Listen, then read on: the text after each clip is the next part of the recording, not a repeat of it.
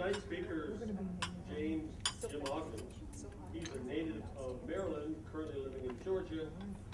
He started attending Frostburg State College, and at that point he got interested in the Civil War. He began working for the Park Service in 1982, and he became chief historian at the Chickamauga Chattanooga National Military Park in 1988. We thought he was the expert. He says he's not, but he probably is. Anyway, he's going to receive this year the Nevins Freeman Award from the Chicago Roundtable. They give that out for distinguished scholarship in the Civil War and for his contribution to the Roundtable movement. He can speak to us tonight on the Fight at Reed's Bridge. Jim?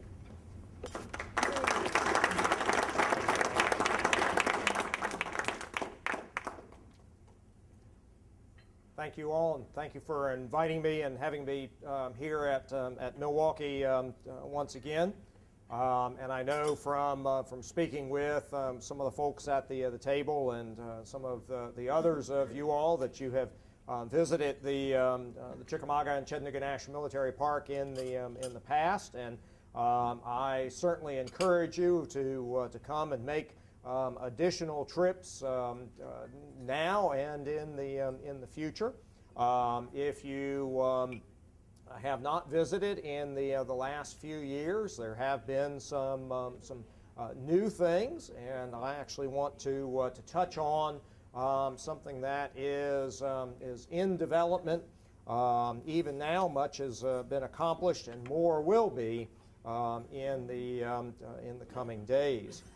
On the hot late summer afternoon of Friday, September 11th, 1863, the much reduced 1st Division of the 21st Corps of the Army of the Cumberland marched through the then seemingly inescapable heat and dust that grew worse day by day in that drought year of 1862, 1863, and that grew worse day by day in the environs of Chattanooga, as now two large armies maneuvered in search of advantage and victory. Dust that on the main roads was consistently described as ankle or shoe mouth deep, a result of the then just dirt surfaces of even the best roads in the Chattanooga region being ground ever finer by the tramp and tread of tens of thousands of feet and hooves and tires of wheeled vehicles, only then to be driven into the air in choking but telltale volumes by those same passing troops. This much reduced 1st Division, 21st Corps force, really just George Buell's Illinois, Indiana, and Michigan, and Ohio 1st Brigade, 1st Division, the 1st Division commander, Thomas John Wood, and his division staff, some of the division trains. That's really all this force was at the time. Wood's other two brigades were then both on detached duties by order from higher headquarters. This reduced 1st Division was moving as best as the rough country roads, as Wood described, allowed in execution of the as quickly as possible direction in the 3:30 p.m. orders from Army headquarters to the 21st Corps and 1st Division Commander Wood, that were in many ways the first of William Stark Rosecrans' order of consolidation as a result of the enemy threat manifested over the last 2 days in front of George Thomas's 14th Corps in that pocket on the side of Lookout Mountain known as McLemore's Cove. As Wood and Buell's men came down into the valley of West Chickamauga Creek, then already known as the River of Death, en route to the area of where the Chattanooga and Lafayette Road crossed that then sluggish stream at Lee and Gordon's Mills, and where they would join one of Wood's other detached brigades, Charlie Harker's mostly Ohio outfit, they found on the east side of the Chickamauga the evidence of where an enemy force of cavalry had been camped.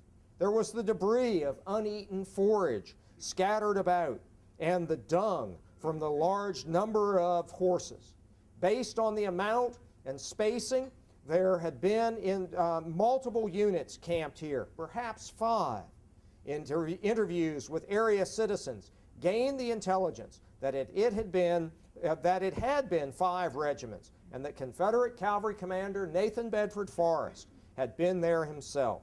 More evidence, perhaps, counter to what 21st Corps Commander Thomas Crittenden believed, and supported by what had just unfolded in McLemore's Cove, that Confederates were present in large number, and that while they had retreated out of Chattanooga, they might not any longer be retreating too far into Georgia. Just beyond the evidence of the former Confederate encampment, on the farm of then Confederate soldier James Jasper Reed and his father Jacob, Wood and Buell's men found that the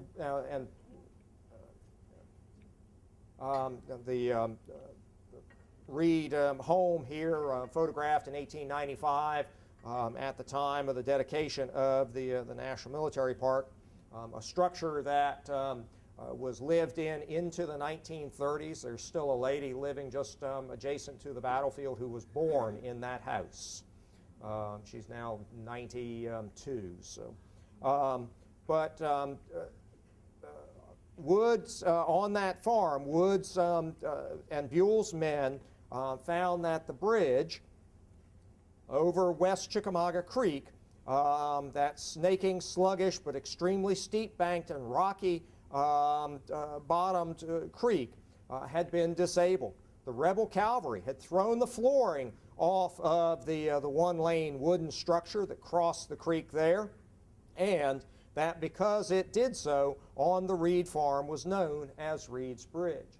Now this photograph and the next one and the next one, all three of these photographs of Reed's Bridge were taken in the 1890s at the time of the creation of the National Military Park. And while they depict the bridge that was then present in the 1890s, all the evidence from the soldier accounts and county court records suggests that the structure that was there in 1863 was very similar to the one pictured here. Maybe a little less robustness in some of the timbers. There are still a few of the timbers of this bridge in the bottom of the creek, and they've got some wire nails and other material in them that would not have been present in at the time of the Civil War, so it's obviously later period material. And just some of the beefiness of the timbers in this bridge suggests that it's probably a little stouter than what would have been there in 1863, but the same style and design. With no flooring on the bridge, Wood and Buell's men were detained for some time, reflooring the structure with planks and fence rails gathered from the area. With that accomplished, Woods and Buell's men crossed the creek and made it on to the Chattanooga and Lafayette Road and to Lee and Gordon's Mill, and joined Harker's brigade there by 8:30 p.m. That day, September the 11th. With that movement of Buell's brigade that day, not only was the first of many moves towards consolidation by Rosecrans accomplished, but it also brings into the story of what will become the Battle of Chickamauga, for the first time, Reed's Bridge, a name and place recognized as associated with Chickamauga, but perhaps not as appreciated as it could be. For all of us in the last century and a quarter, the lack of any real preservation and access to that part of the larger scene of the Battle of Chickamauga has been a factor for this lack of appreciation for the place and role of Reed's Bridge. But as hopefully you know and will hear, is changing. But also, Reed's Bridge has been overshadowed then and now by the sheer magnitude of the bloodletting that occurred mostly to the west of it on the 19th and 20th of September. And that essentially despite the admonition of one of the participants of both Reed's Bridge and the larger battle. The scene now presented was unspeakably grand. The resolute and impetuous charge, the rush of our heavy columns sweeping out of the shadow and gloom of the forest into the open fields flooded with sunlight, the glitter of arms, the onward dash of artillery and mounted men, the retreat of the foe, the shouts of the host of our army, the dust, the smoke, the noise of firearms, of whistling balls and grape shot and a bursting shell, made up a battle scene of unsurpassed grandeur. Here General Hood gave to me the last order I received from him on the field. Go ahead and keep ahead of everything. Some of you all may well recognize that quote. It is used in some of the literature on the Battle of Chickamauga. Some of you all may have been on tours with various groups, maybe even a tour that I have led, and have had that quote read to you on the very ground of the scene that is described. The author of that quote is Bushrod Russ Johnson, an Ohio Quaker who is fighting for Southern independence. He is a provisional division commander in Braxton Bragg's army, and he led the lead Confederate division in the attack of James Longstreet's left wing late on the morning of September the 20th, 1863. And he describes that penetration of his division through the Union line on the Brotherton and Dyer's fields.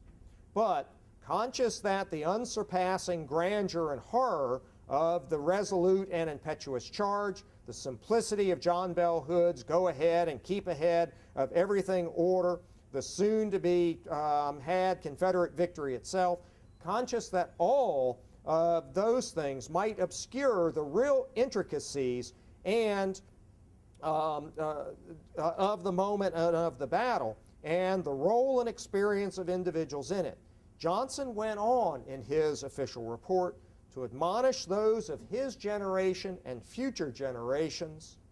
How this order was obeyed will be best determined by those who investigate all the details of this battle. Best determined by those who investigate all the details of this battle. The admonition to investigate, be inquiring, be inquisitory. 27 years later, and 10 years after Johnson was dead, much the same spirit of investigation and inquiry was a principal motivation when still living comrades and former enemies of Bushrod Russ Johnson banded together to create the Chickamauga and Chattanooga National Military Park as the first such historical area in our nation.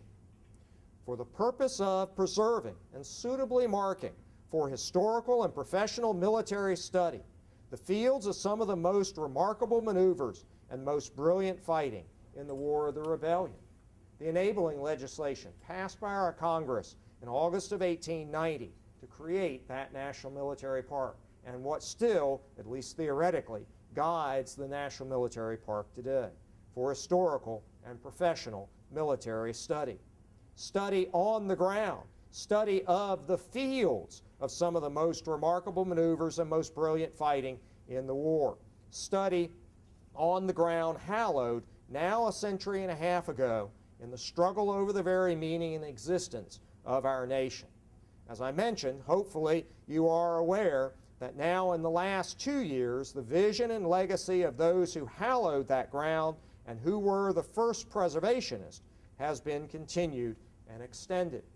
In the last 2 years, the Civil War Trust has purchased 107 acres of the Chickamauga battlefield in the area of Reed's Bridge. Acreage on both sides of West Chickamauga Creek there at Reed's Bridge, ground of this fighting for control of that important crossing over the creek. The acquisition was finalized and closed in late 2013, and Civil War Trust is now in the early days of beginning to develop their plan to provide visitor access to that ground. Some of you all may have toured the battlefield before with me or with another group, and may have been taken to a spot on the side of Reed's Bridge Road. Not necessarily a very attractive spot. It's a popular place for people to dump their unwanted trash, but then walk down to the banks of the creek there at Reed's Bridge.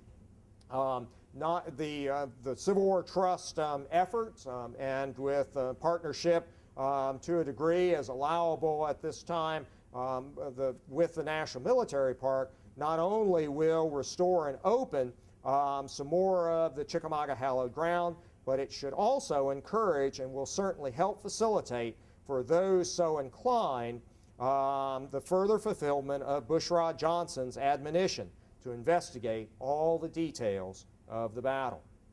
Now, Reed's Bridge comes more fully into the story when on September the 15th and 16th, Braxton Bragg, a week earlier, forced into abandoning the city of Chattanooga as a result of William Stark Rosecrans' broad front, multiple column, feint deception and maneuver advance, and then having missed two opportunities in McLemore's Cove and near Lee and Gordon's Mill on September 10th and 11th and the 13th to strike at Rosecrans' widely scattered forces. Bragg, on September the 15th and 16th, began to realize that he still potentially had an opportunity to strike at William Stark Rosecrans before Rosecrans could secure or concentrate his army and secure his hold on Chattanooga. Bragg increasingly realized that there was a space between Rosecrans' left and Chattanooga of about 14 miles. And on September the 16th, Braxton Bragg issued the first order towards an offensive that would take advantage of that gap. But over the last, I'm sorry, Paul, if you could, and this is that order. If you take a moment to skim even a couple of the sections of it, and Frank, you've probably got the whole thing read and memorized by now. So you'll see that Bragg's concept here is a very tentative one. Where's any real direction of an attack? It's moving troops into theoretically a threatening position. But Reed's Bridge will come into to this story. Notice in paragraph 11 of the general order, it says Reed's Bridge, Byram's Ford, Alexander's Bridge, and the fords next above will be seized and held by our cavalry. This tentative nature of the order is counter to the very spirit of a general order he had written and issued to his troops, and which was read to his troops on the 16th and 17th of September. Soldiers, you are largely reinforced. You must now seek the contest. In so doing, I know you will be content to suffer privations and encounter hardships. Your generals will lead you. You have but to respond to assure us a glorious triumph over an insolent foe. I know what your response will be. Bragg, Bragg's tendency to be tentative and hesitating in making his decisions is manifested, excuse me, even in this order.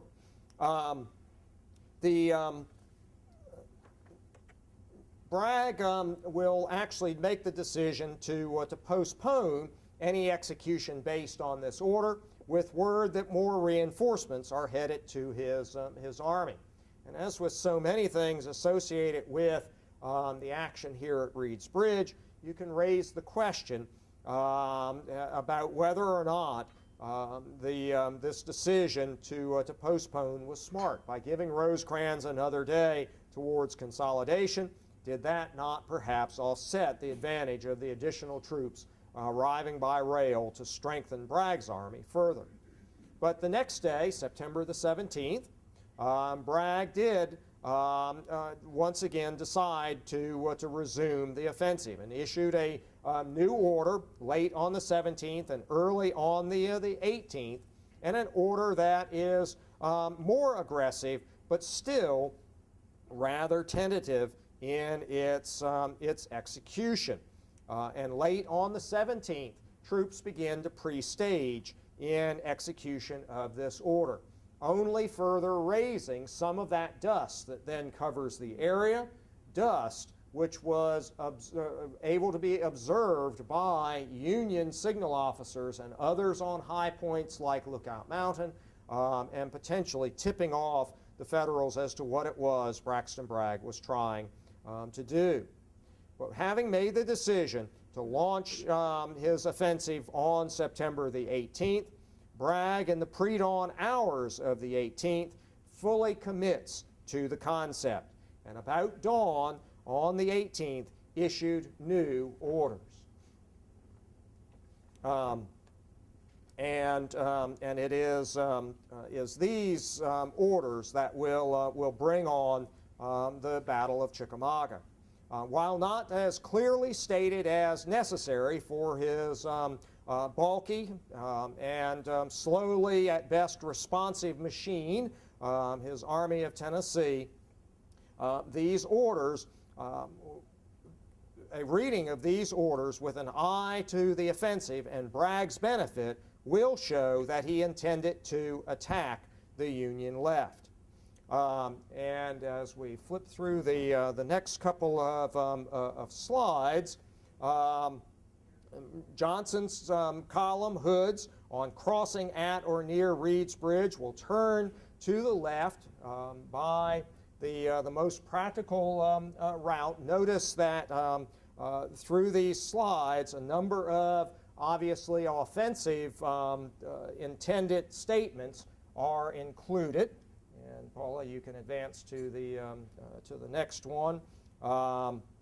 Join in the attack wherever the enemy may be. I should probably step around there so I can see it a little more clearly itself. And you can go to the next one there, Paula. There's join in the attack wherever the enemy may be. He will attack them in flank.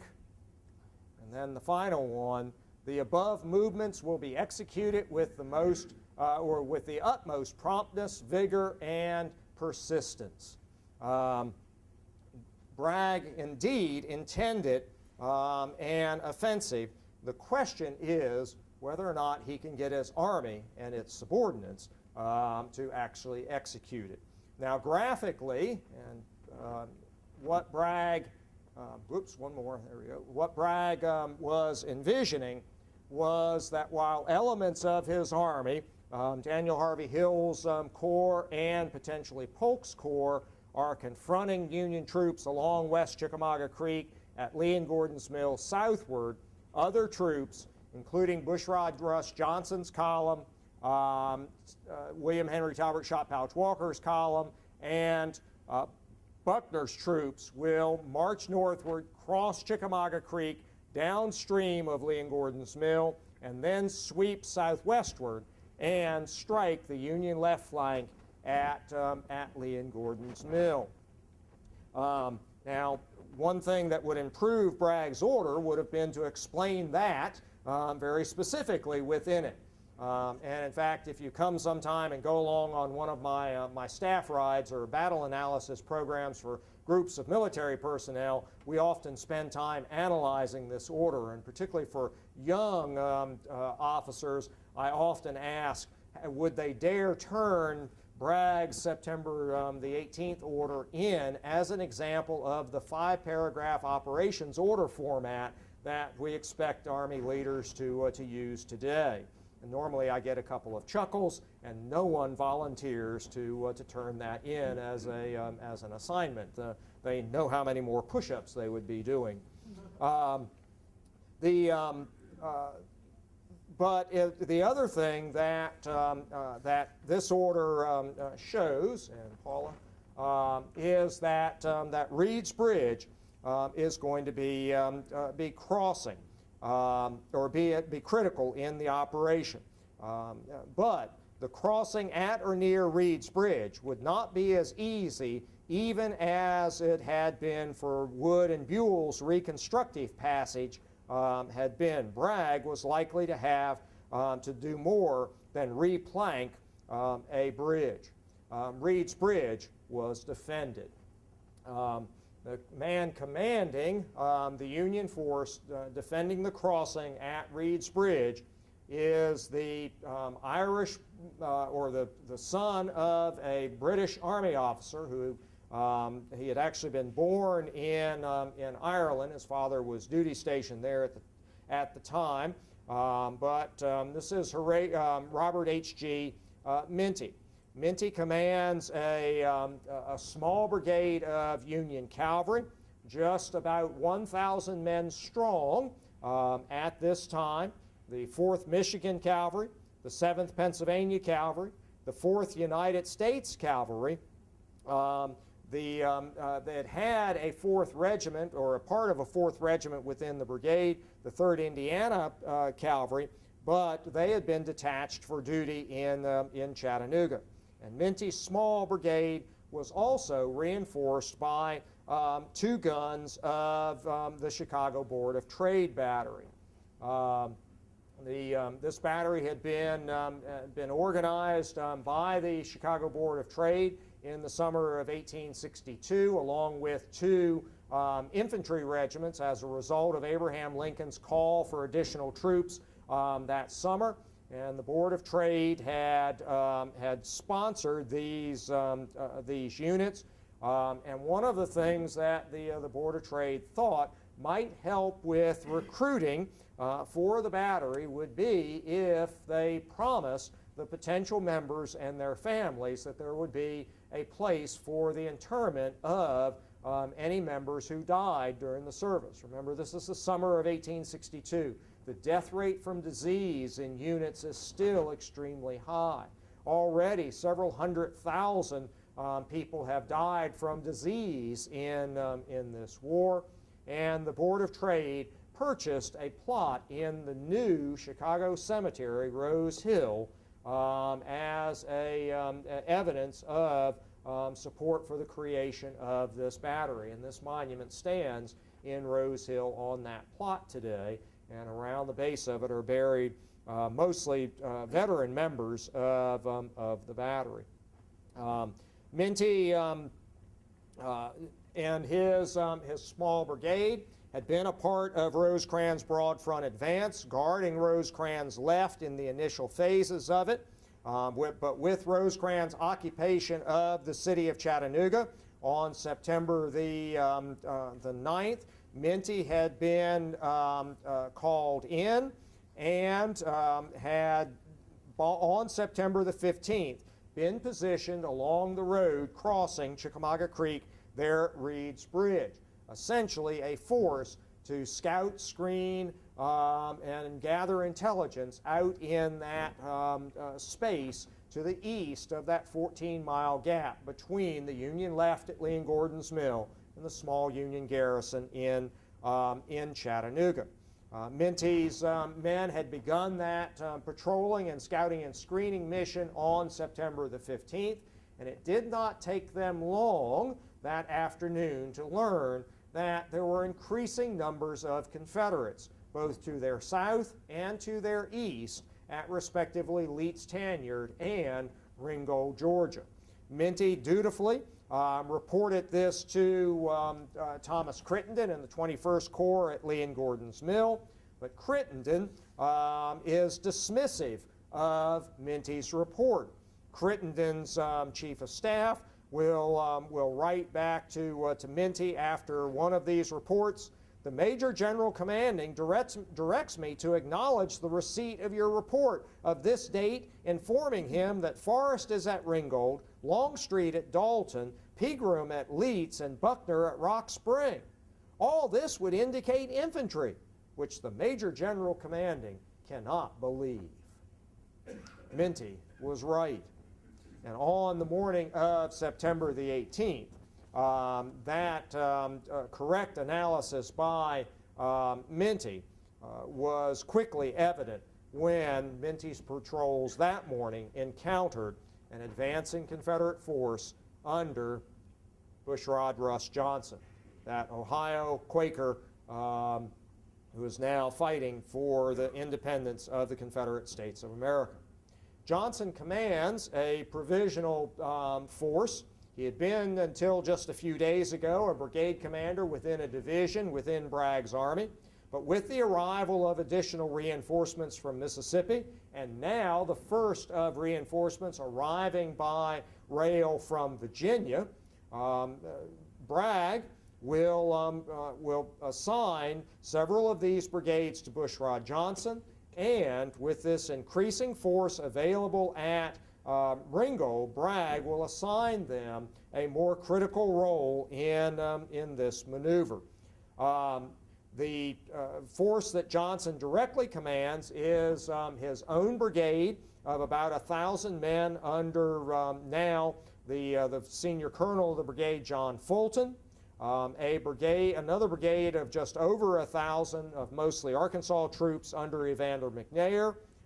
John Gregg's Tennessee and Texas brigade, a battery of artillery attached to each of those. The first of the Virginia troops to arrive, the Texas and Arkansas brigade of Jerome B. Robertson, and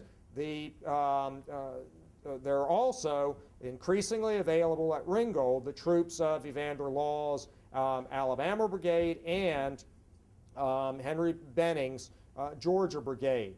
And that morning, Johnson will take 4 of those 6 brigades, leaving Law's men cooking their rations to march forward and close the distance as soon as complete, but will set off. Now, initially, Johnson sets off under the last orders he had received, and he begins moving southwestward from Ringgold. He's covered about, less than 3 miles when he receives new orders that redirects him towards Reed's Bridge. And with the supposed screening of Nathan Bedford Forrest, he starts in the new direction, and shortly thereafter received that circular order that we looked at a few minutes ago. And as he approaches Peavine Creek to the east of Chickamauga Creek, the cavalry force in his front, whether it is some of John Scott's brigade or John Pegram's brigade or just Forrest men generally, that cavalry force has had contact with Federals. That contact was with one of those patrols that Minty had sent out yet again on the morning of the 18th. 100 men of the 4th United States Cavalry had moved south towards Leeds Tanyard, and another 100 men of the 7th Pennsylvania and 4th Michigan Cavalry under Lieutenant Heber Thompson moved eastward towards Ringgold. Thompson is an interesting fellow in and of himself. Thompson was a member of a pre-war Pennsylvania militia organization known as the Washington Artillery. And immediately after the firing on Fort Sumter in April of 1861 and Lincoln's call for troops on April of 15th, the governor of Pennsylvania had responded and had ordered Pennsylvania militia units to concentrate and then move towards the national capital at Washington, D.C. And one of those initial militia companies was the Washington Artillery. And Thompson was then just a private within that organization. The Yale graduate, Thompson, and the rest of the men of the Washington Artillery and those other companies departed from Pennsylvania and traveled southward. You're probably all familiar with the riot in Baltimore on April the 19th, 1861, where the 6th Massachusetts is attacked and a number of soldiers and civilians are killed. But on the day before, the passage of these Pennsylvania troops sparked violence as well. As the Washington artillery marched through the city towards the Camden Yard station of the railroad, it was noticed that in their ranks was an African American, Nicholas Biddle, the gentleman in the upper left-hand corner. And Tom, that's the pre-war Washington artillery uniform. We were talking about state militias earlier. And the presence of Biddle incited the crowd to violence. Now, this first day of violence in Baltimore doesn't get as much attention because no one was killed, and these Pennsylvania soldiers were unarmed. They'll make it through the city and make it on to Washington, and their arrival in Washington as the first troops to arrive in the nation capital will earn them forever the nickname of the first defenders of the capital. And many years later, as you can see, Thompson, there is an older man, will write a history of the first defenders. Thompson is not the only of the first defenders in Minty's force. First Lieutenant George Stalin is another of the former Washington artillerymen who's now with the 7th Pennsylvania Cavalry, along with Thompson. And this gentleman, First Lieutenant Bernard Riley, is from the 7th Pennsylvania Cavalry, is serving on Minty's staff at this time. But on that morning of September the 18th, this patrol under Thompson's command has pressed towards Ringgold only to encounter now Confederates pushing westward towards them. And just west of Peavine Creek, first contact will be had, and in that fight, 3 members of the 7th Pennsylvania Cavalry will be killed and will be dubbed by their comrade veterans as the first men to die in the Battle of Chickamauga. As this contact is made, Bushrod Johnson's men will come up behind this Confederate cavalry force that is screening his advance, and Johnson will deploy his men just to the east of Peavine Creek and prepare to advance against this federal force. He'll be joined by Nathan Bedford Forrest himself. Forrest will come up with a small cavalry command and also his escort, and Felix H. Robertson will bring 2 batteries of the reserve artillery of Bragg's army to join Bushrod Johnson, probably to assign batteries to the troops who've just arrived from Virginia. But it also was perhaps a chance for Felix H. Robertson to get a visit in with his father, Brigade Commander Jerome B. Robertson.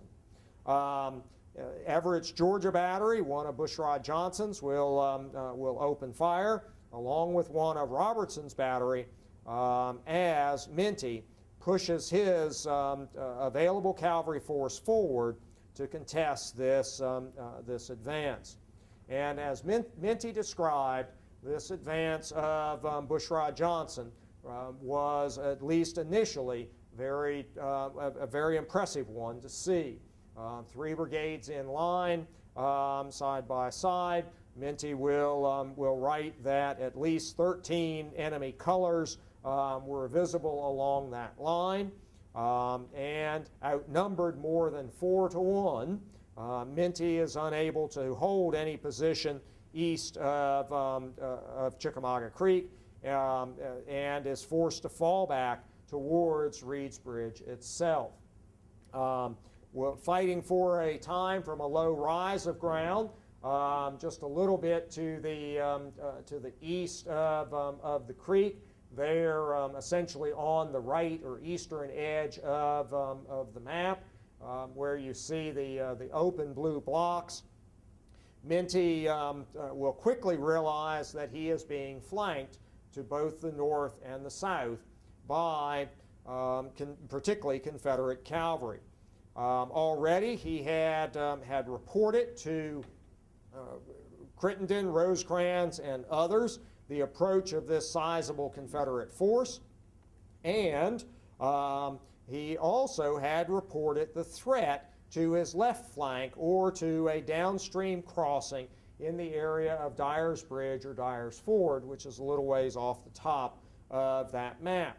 He had received some reinforcements in the form of 2 regiments of John Thomas Wilder's Brigade of Mounted Infantry and 2 of Wilder's artillery battery's guns, 2 guns from Eli Lilly's 18th Indiana Battery. Minty had sent this detachment under Colonel Miller to guard Dyer's Ford and other points on downstream or to the north of Reed's Bridge.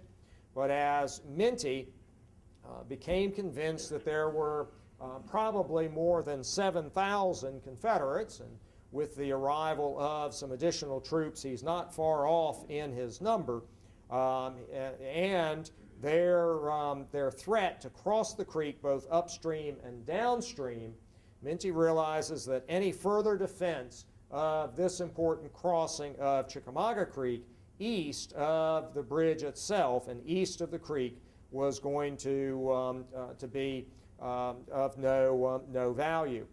It was very likely, given the way that Chickamauga Creek snakes its way from south to north through this valley, that Confederate forces may well find a way across the creek and come in onto to his rear. He begins to issue orders for a withdrawal across Chickamauga Creek.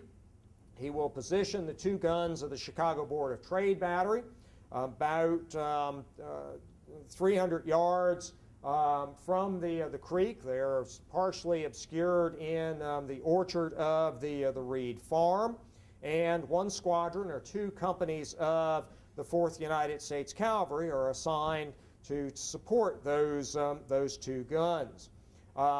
He then will begin to order his individual regiments to withdraw across Reed's Bridge, 1 unit at a time. Now, a week earlier, what had Tom Wood and George Buell's men had to do to Reed's Bridge to make it usable?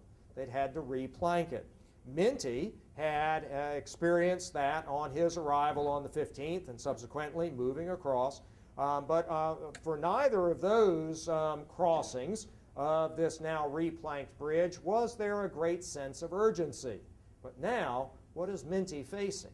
The pressure of the enemy directly in his front. And he has to withdraw across what he described as a narrow, frail structure, which was planked with loose boards and fence rails. He will assign, or he'll direct 1 regiment to begin the crossing. He assigns his Assistant Adjutant General, Robert Burns, to actually direct the crossing. Burns is positioned on the eastern end of the bridge to ensure that the men, as they withdraw across the bridge, go in pairs. It was only a 1-lane bridge, so you couldn't get 3 horses wide on it, and to go very carefully so as to not disturb those loose planks and rails that made up the flooring of the bridge. I'm not much of a horseback rider, but I can't imagine what it would be like to ride a horse across something that surface is loose boards and rails, for fear that the horse might catch one of those with its hooves and open a gap, and the next of your horse's feet might go where? Straight down through that opening. But Burns will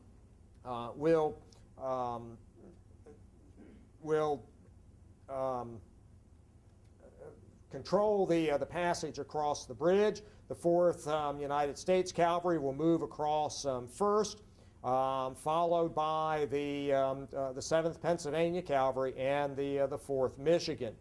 As the last of Minty's troops begin to cross over the bridge, a Confederate flanking party does indeed close close on the 2 guns of the Chicago Border Trade Battery that are positioned in the orchard. Those guns will open fire on the approaching Confederates, and by at least one account, there's a little bit of hand-to-hand action as the 2 Chicago Border Trade guns are limbered up, and with their escort of the 2 companies of the 4th U.S. Cavalry, they will scamper westward and cross Chickamauga Creek at a very rough and difficult ford, the guns being almost literally dragged across the creek at that point.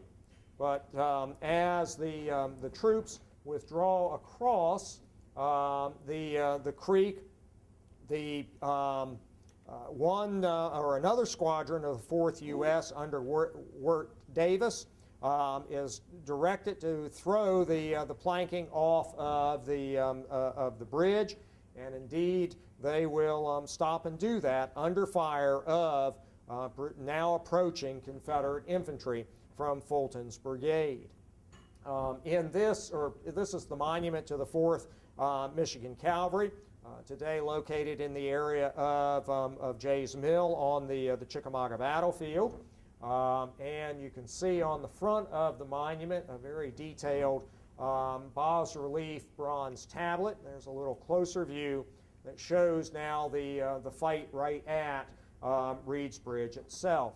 Minty's men have withdrawn across to the west side of the creek and have redeployed, particularly men of the 4th Michigan Cavalry, have redeployed along the bank of the creek and are contesting the approach of the Confederates. Now, perhaps going along with Minty's men's claim that later they stopped every Confederate soldier anywhere near North Georgia at that time in their front. The Confederates are shown here in a little bit too large a number, and with their artillery a little too close to the bridge, but it is still illustrative of how close this fight was at the bridge itself. With the approach of the Confederates, and as the Confederates do make a run right towards the bridge, the color bearer of the 23rd Tennessee will be shot down by some of Minty's men. Minty's troops have to pull back a little bit further westward and take up new positions to at least now try to cover the approaches that lead from the creek itself.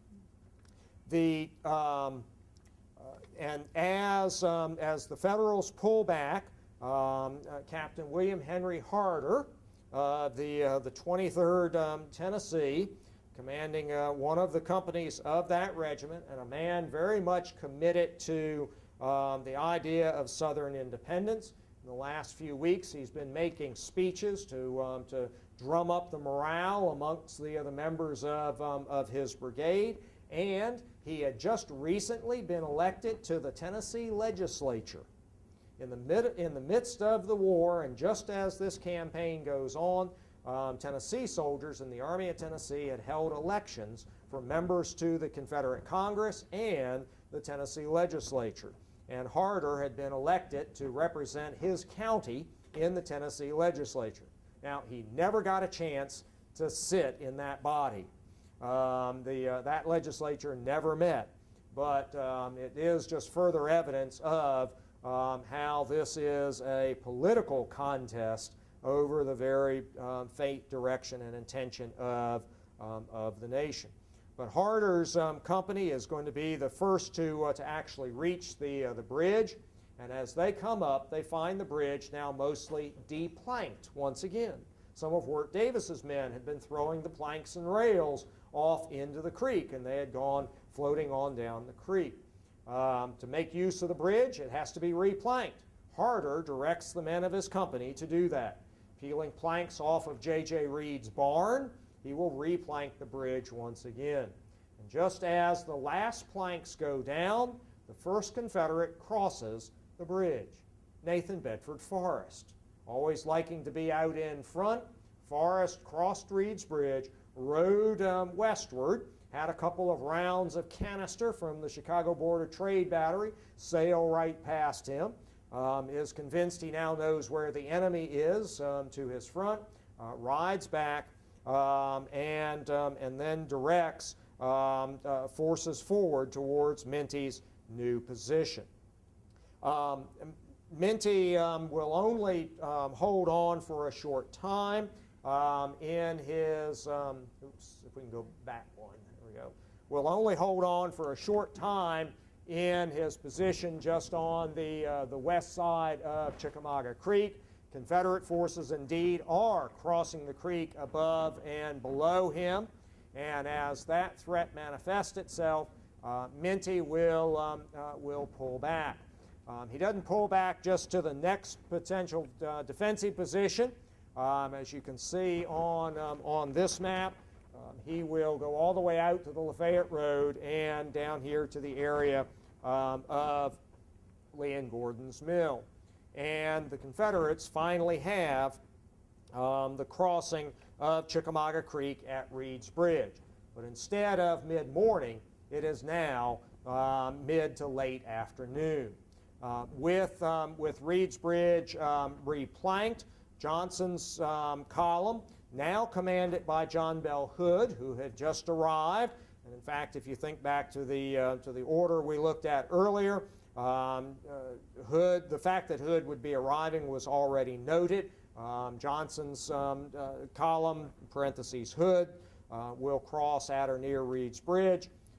John Bell Hood is indeed now present, and this column of Johnson and Hood will turn southward and clear the area of Alexander's Bridge, where John Thomas Wilder's brigade had been delaying Walker's column. Walker will move and cross the creek as well. But while the Confederates are finally on the west side of Chickamauga Creek, just as Bragg had desired, it is many hours behind schedule. And Bragg's attack on the Union left on the 18th will not come about. As the tail end of Bushrod Johnson's column crosses at Reed's Bridge and turns southward, finally Union reinforcements arrived at Reed's Bridge for Minty in the form of Dan McCook's brigade.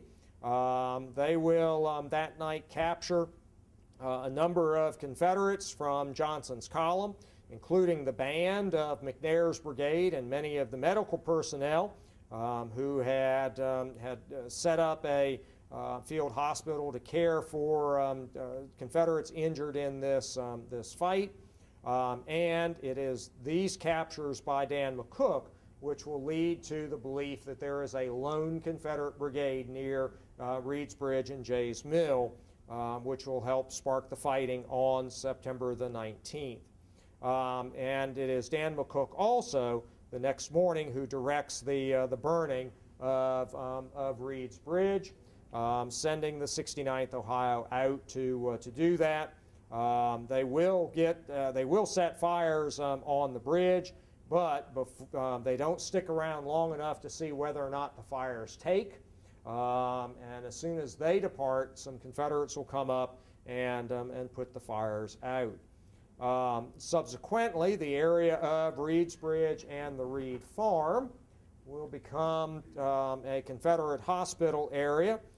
John Cable Breckinridge's Confederate Division will have his brigade hospitals located along Reed's Bridge Road. And in fact, the Brigade Hospital of Benjamin Hardin Helms' Kentucky Orphan Brigade will be located here at the Reed home. And Benjamin Hardin Helm himself, mortally wounded on September the 20th, will die in the Reed home from the effects of that wound. Other Confederates, mostly from Breckinridge's division, who die in the hospitals in this area, will be buried adjacent to a family cemetery, and eventually more than 100 of them are interred there. And in the post-war period, some of Minty's vets will mistake those Confederate hospital graves for Confederate soldiers that they believe they killed on September the 18th. They caused some casualties, but not quite that number.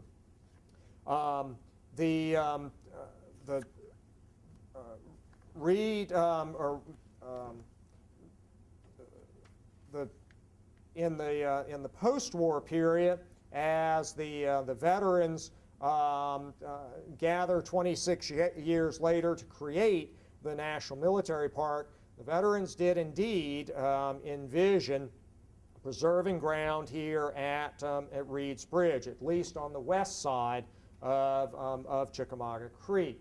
But they were unable to purchase all of the land that they desired, and when the monuments were erected for the action associated with the fight at Reed's Bridge, those monuments had to be erected just inside the western edge of the Chickamauga battlefield, closer to Jay's Mill than Reed's Bridge itself.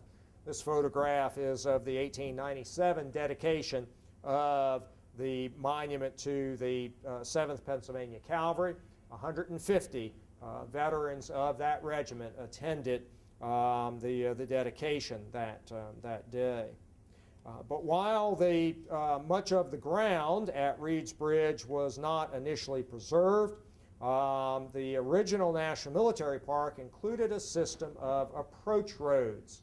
The major roads that were used by the troops moving to the battlefield were purchased by the National Military Park Commission and improved. Here in 1899, you can see the construction of a new bridge over Chickamauga Creek, just adjacent to the wooden structure. This new 1899 bridge was a steel truss bridge, and the lower portion of that abutment that you saw in the previous photograph still stands on the banks of the creek. If you have visited there, particularly with me, I've probably stood on that abutment when we have made the visit there and talked about the fight at Reed's Bridge. This bridge stood until 1976, when it was then replaced by the modern concrete and steel structure that you see there today. The approach road system was abandoned in the 1920s, and in the 1990s, a new preservation effort was begun to try to preserve some of the ground at Reed's Bridge where this important fight, the first Confederate crossing of Steep Bank Chickamauga Creek, occurred. That preservation effort began in the early 1890s and finally reached fruition in 2013 with the Civil War Trust purchasing 107 acres.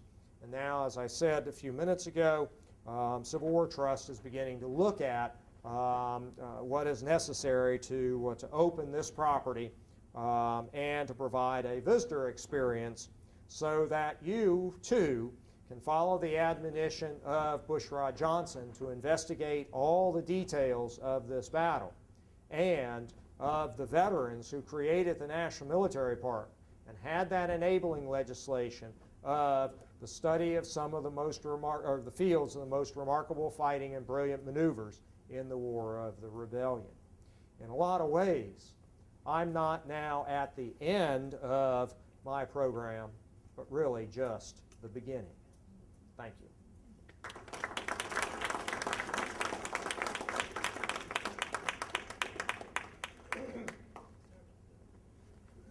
Yep. Any questions? Questions?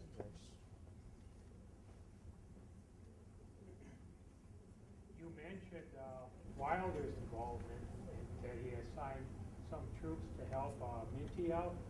I understand that from what I've read, that Wilder's brigade was Lightning Brigade, and they were armed with repeaters.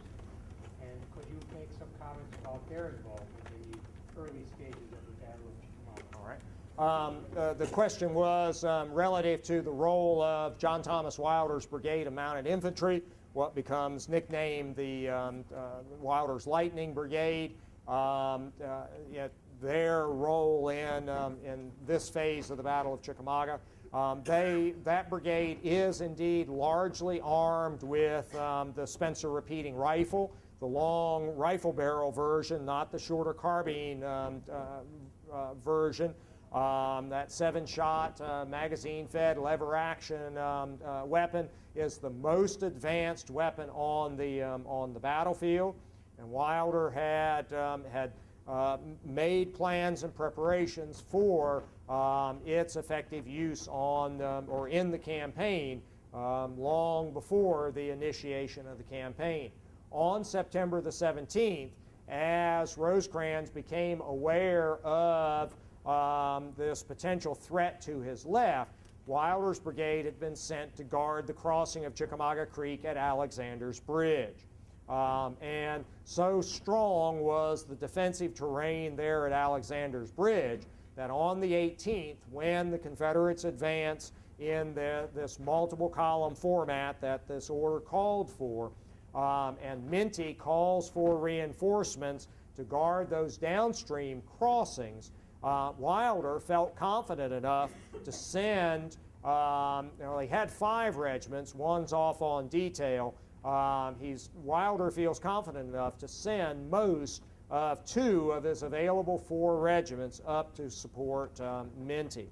Now, that force that went to support Minty will not really see any action other than their battle with some Hornets or Yellow Jackets.